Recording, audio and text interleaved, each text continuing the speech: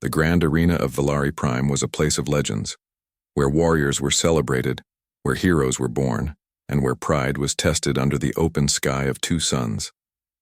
The seats, carved from crystal stone, glowed faintly as thousands of Valari citizens filled the stands, their silver-blue skin shining under the light. They were a tall and elegant race, known for their natural strength and unmatched combat training. Their culture valued honor above all else, and today the arena was silent, not from boredom but from the tension that hung in the air. Because today, the challenger was not a Valari. Today, the challenger was a human. At the center of the arena stood Daniel Hale, a man of average height, wearing a plain training uniform that looked almost pitiful compared to the shining armor of the Valari warriors. He did not look fierce. He did not look dangerous. He did not stand like a champion or a veteran fighter. His hair was slightly messy, and his hands were scarred not from battles, but from work, real work, lifting, rescuing, patching wounds. Daniel was not a soldier, he was a medic. But he had accepted a duel with one of the most respected nobles in Valari history. On the opposite side stood Lord Sarvek, the pride of the Valari Empire. His armor was crafted from star steel, the metal that only the greatest warriors were allowed to wear. His stance was steady and proud, his movement controlled and graceful like someone who had trained since childhood for moments just like this. Sarvek raised his chin as the arena commander approached, making sure every voice could hear his declaration. "I, Lord Sarvek, wager my honor that this human will fall." His voice rang out loud and deep. "Within 10 strikes he shall be defeated, and all shall witness the frailty of humankind." The crowd cheered wildly, shaking the arena floor. The Valari believed strength was everything, and to them humans were newcomers, soft, untested, weak. But Daniel did not shake. He did not tremble. He simply breathed. His heart, however, was pounding.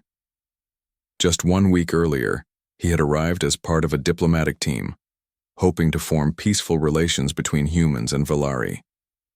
Negotiations had gone well, until certain Valari lords mocked humans for lacking true spirit. Words escalated, and pride turned into challenge. To refuse would have meant humiliation for all humanity. So Daniel stepped forward and accepted the duel, not because he believed he could win, but because he believed someone had to stand. Someone had to show the Valari what humans were made of. Courage was not about strength. Courage was about endurance. As he stood there, the whispering voices of the Valari filled the arena. Why is he not wearing armor? Does he even know how to fight? He will break before the 3rd strike. But Daniel was remembering something else, something far from this shining arena. He remembered the sound of explosions on a burning space station, the screams of injured civilians, the trembling hands of frightened children. He remembered the weight of holding the dying and telling them they were not alone. He remembered choosing to continue when everything felt impossible. That was where his strength came from, not from training, not from pride, but from heart. As the wind swept dust across the arena floor, the commander raised his staff high. Lord Sarvek lifted his blade, ready, unwavering. Daniel lifted nothing. He simply adjusted his stance and exhaled slowly. The commander's voice echoed across the arena. "Begin." The moment the word left his lips, Sarvek moved. His speed was incredible. The crowd cheered as his blade cut through the air in a bright silver arc, fast enough to kill. Daniel did not counter. He stepped aside, narrowly avoiding the strike. Gasps rose from the crowd, not because Daniel had performed something extraordinary, but because he had not frozen. Strike 1. Sarvek turned, eyes narrowing. The 2nd strike came faster, sharper, aimed to end the duel quickly. Daniel blocked with his forearm, teeth gritting as pain shot through. Him strike 2. The crowd leaned forward. Sarvek's voice dropped to a cold whisper only Daniel could hear.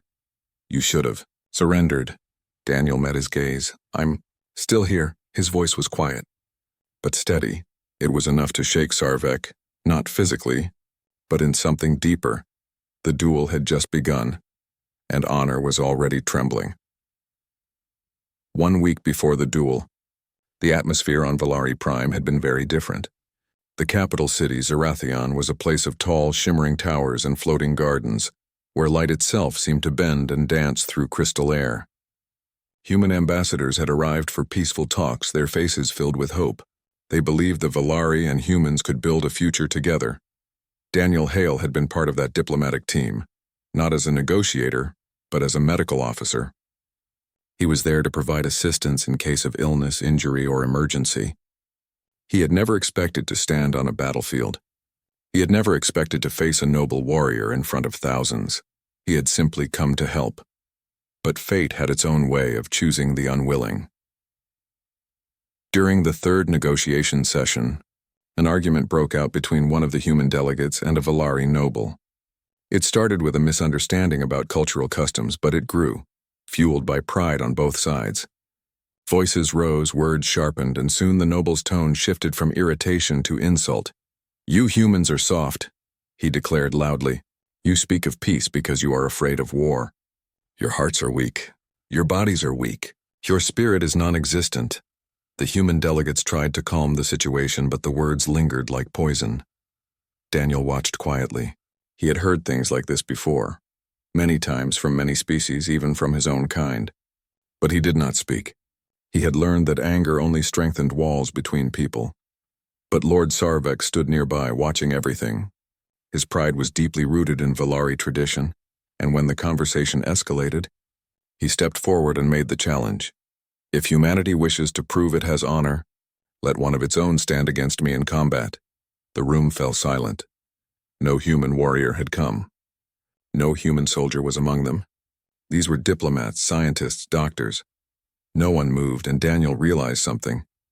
If no one stepped forward, the Valari would forever see humans as cowards. Not just him. Not just his team. But every human he didn't want to fight. He knew he wasn't ready. He knew Sarvek was stronger in every way that mattered on a battlefield, but he stepped forward anyway. "I'll accept." The room gasped. Several humans tried to stop him. "Daniel, no, you're not trained for this. You'll die." But Daniel only shook his head. "It's not about winning," he said softly. "It's about showing them who we are." Those words reached Sarvek, and a faint, amused smile formed on his lips. "You think your courage matters?" Daniel replied calmly, "I think why you stand matters." The wager came later. Sarvek's pride demanded spectacle, demanded certainty, demanded the entire Valari population would witness human fragility. That was how the duel had been arranged. That was how Daniel Hale found himself on the arena floor. But why he stayed, that was something deeper.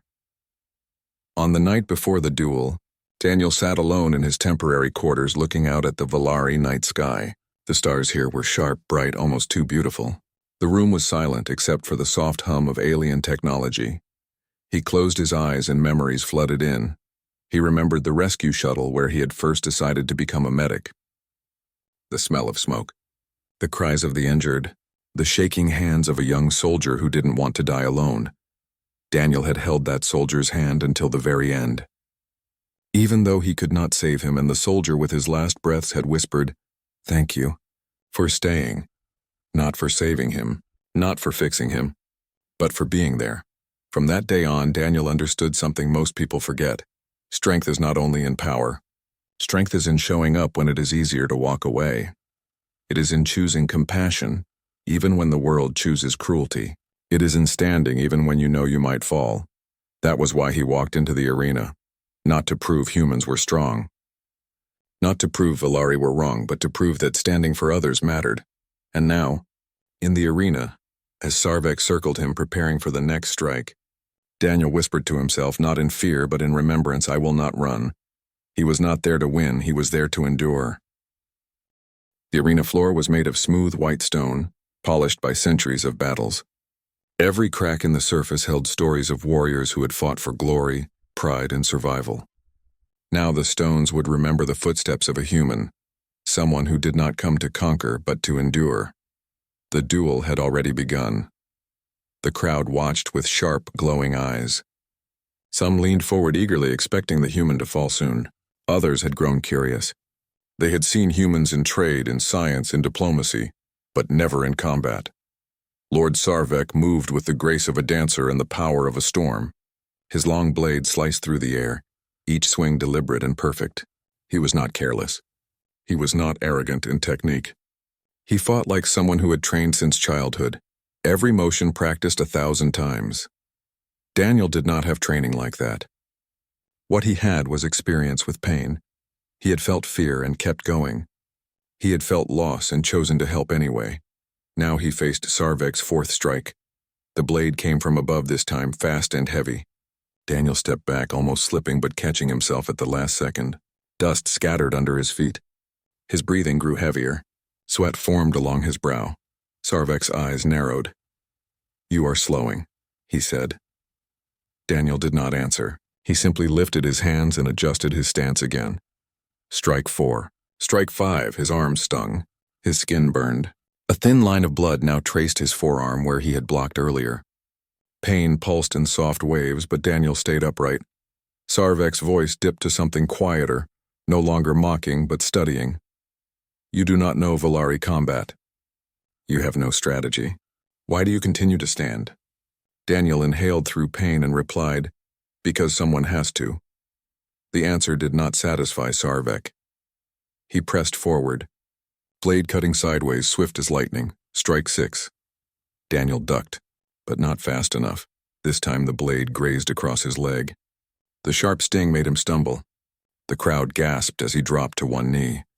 Sarvek lifted his blade for the 7th strike, the one he believed would end the duel.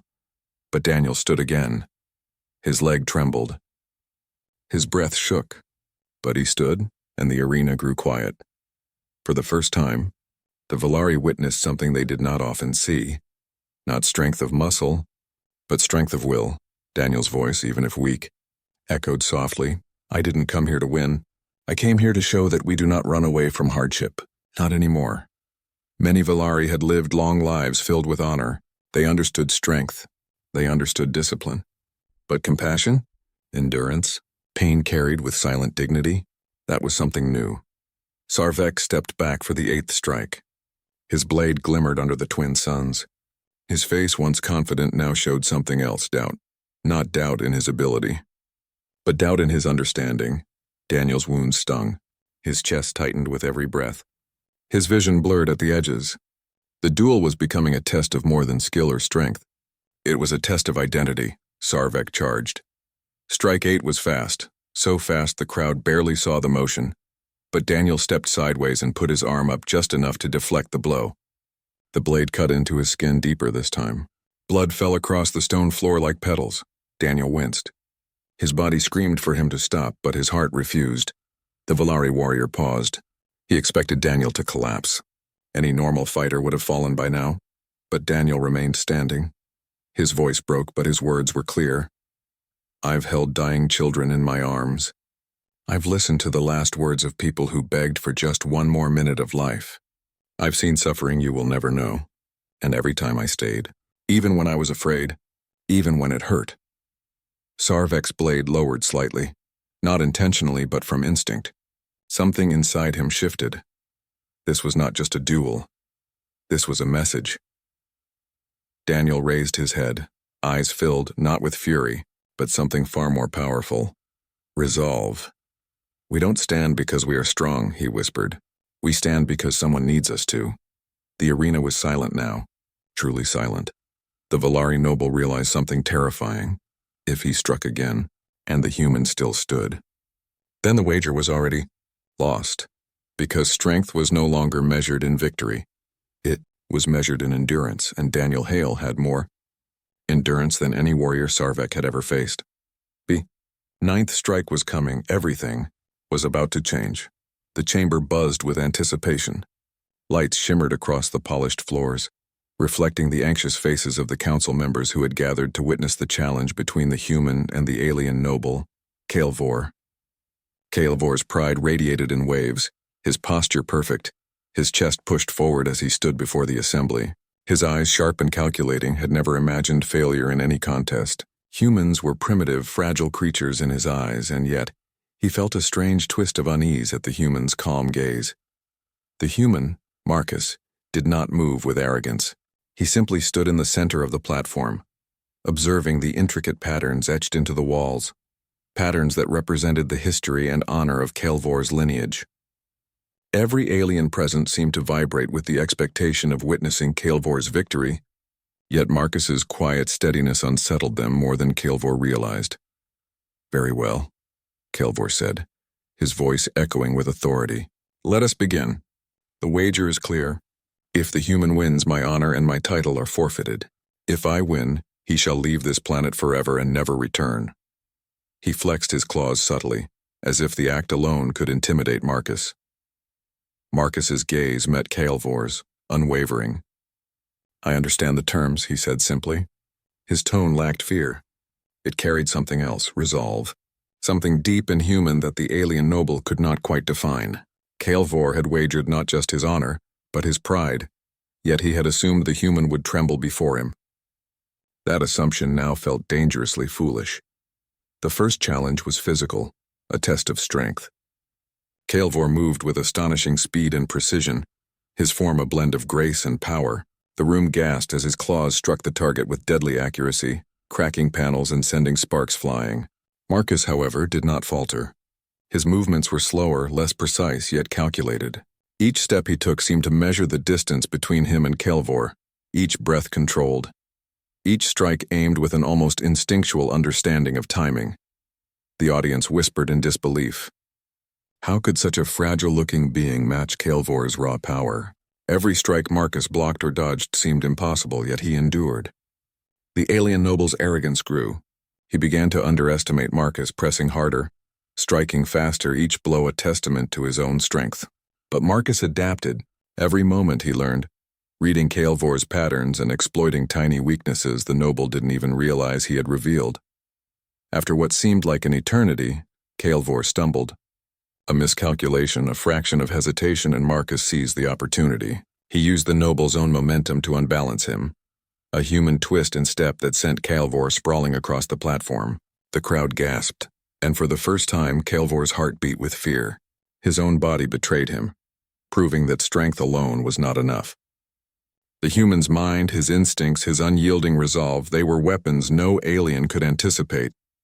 Kael'vor's eyes burned with a mix of disbelief and fury. He had wagered everything, and now he was losing. The council murmured behind him, their faces a blend of shock and excitement. A human defeating a noble of Kael'vor's caliber was unheard of. Yet here he was, struggling to regain his stance, aware that every second brought him closer to humiliation. Marcus did not attack further. He simply stood steady and calm, letting Kael'vor rise. There was no malice in his gaze, only focus. Kael'vor realized then that Marcus's strength did not lie in aggression or brute force, but in balance, an equilibrium of body, mind, and spirit. It was a type of power that Kael'vor had never respected in his arrogance. And now, he was paying the price. The first round ended, and the judges announced Marcus the winner. The noble's chest heaved, his pride fractured like glass. His honor, once assumed untouchable, now teetered on the edge of ruin. Marcus simply nodded in acknowledgement, but to Kael'vor it felt like a thunderclap. Every member of the council turned toward him, their expressions unreadable, waiting for the noble to respond. Kael'vor's claws clenched. He could feel his reputation slipping through his fingers. And yet, as he looked at Marcus, calm, unyielding, human, something stirred within him. Not anger, not fear, but a reluctant respect. The realization sank in. He had underestimated this species entirely. Not for their strength, not for their speed, but for something far greater, their heart. For the first time in his life, Kael'vor understood what he had risked and lost, not just in honor, but in the certainty of his own assumptions. The chamber was silent after the first round ended. Every eye was on Kael'vor, the once proud noble now trembling with the weight of his own wager. The council's whispers barely reached Marcus, who stood calm and steady, his gaze fixed on the alien noble. It was not just a victory, it was a statement. Humans were unpredictable, humans were resilient, and humans, unlike Kael'vor, did not rely on arrogance to measure their worth. Kael'vor's claws hovered in midair, unsure whether to strike or step back. His mind raced faster than it ever had in combat. How could a human endure what no trained noble of his rank could? How could one creature so physically fragile withstand the tests that defined generations of alien strength?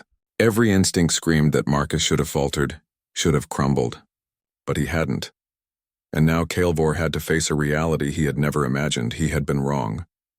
The next challenge was mental, a puzzle of strategy and logic, designed to test not the body but the mind. Kael'vor had always prided himself on his intellect.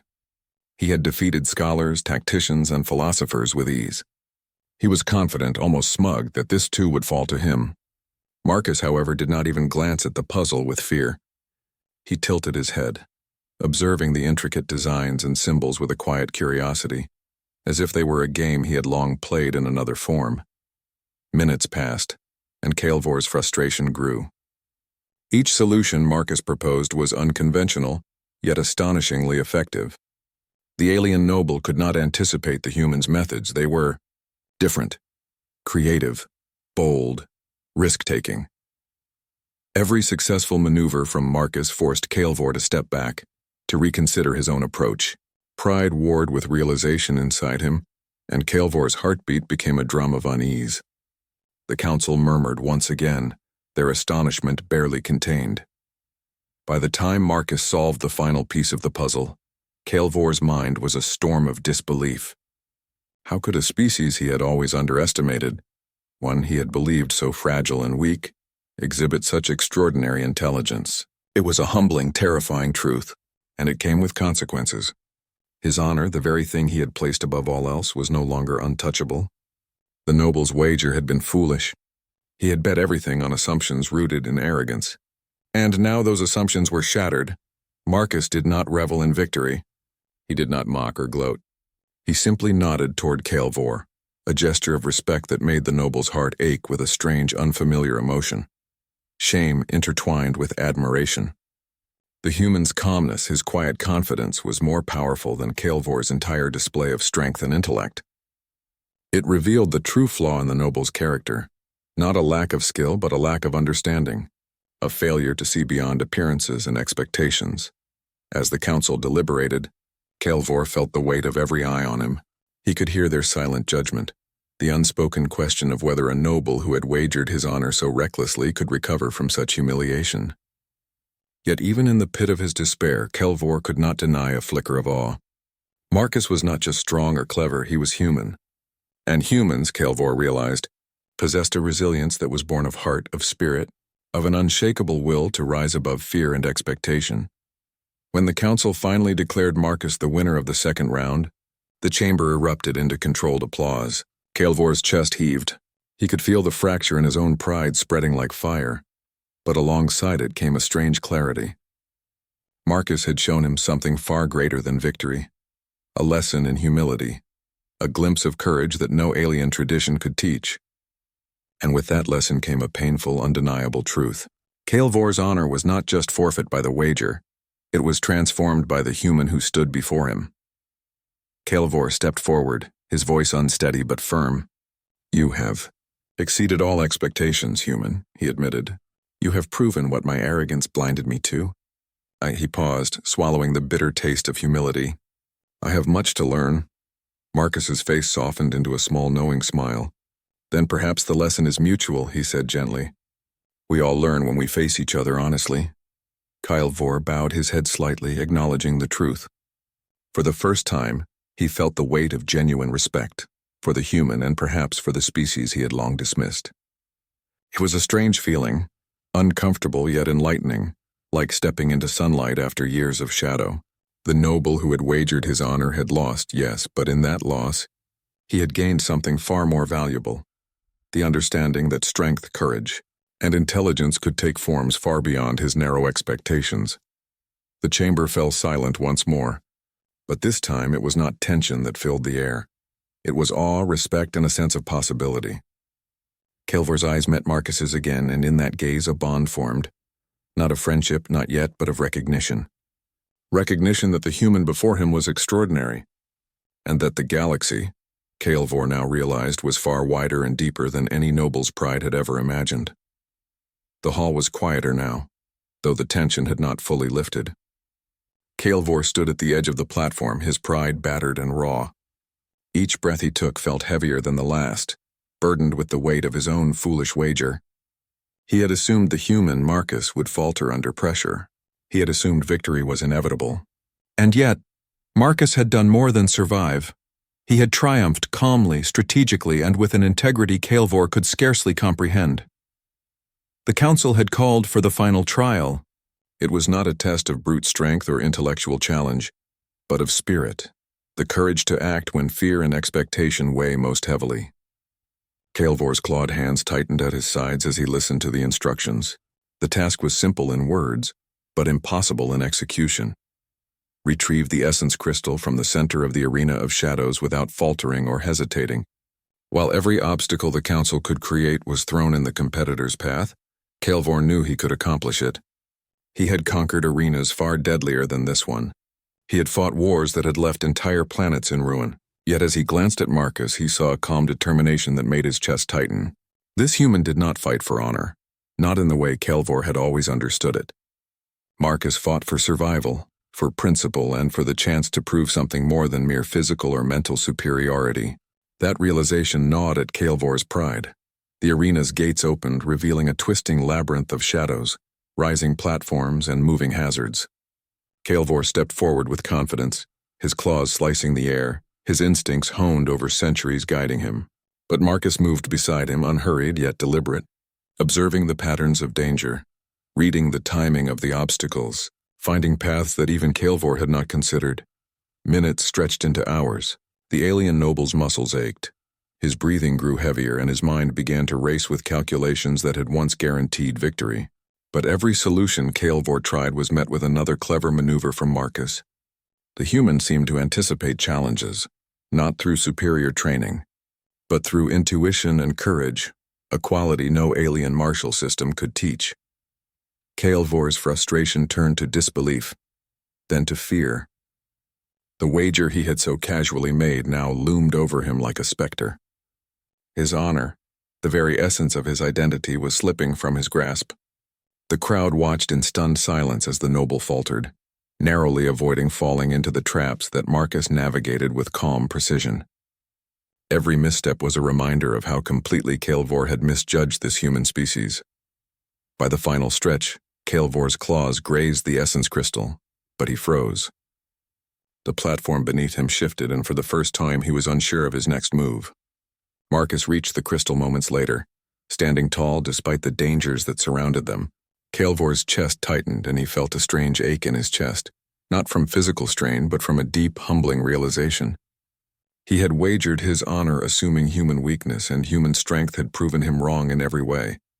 Marcus turned to him, offering a hand of understanding, not triumph. "You misjudged me," he said softly. "Not as an enemy, but as a human. We are not predictable. We are not defined by expectation, and we are not weak." Kael'vor's voice trembled, choked with the weight of revelation. I see that now, and I regret the arrogance that brought me to this point." Pride and shame battled within him. To admit defeat was one thing. To understand the depth of human resilience was another entirely. He had not only lost the wager, he had discovered that humans possessed qualities no alien could measure and no noble could control. The council rose, murmuring in awe. Kael'vor lowered his head, silently acknowledging the verdict. Marcus had won, not only the challenge but the respect of an entire alien noble class. Kael'vor's honor, once considered untouchable, was no longer a matter of pride but of perspective. In losing, he had gained insight into a power that transcended strength or intellect, human courage, empathy, and unyielding determination. As the crowd dispersed, Kael'vor remained standing, watching Marcus carefully.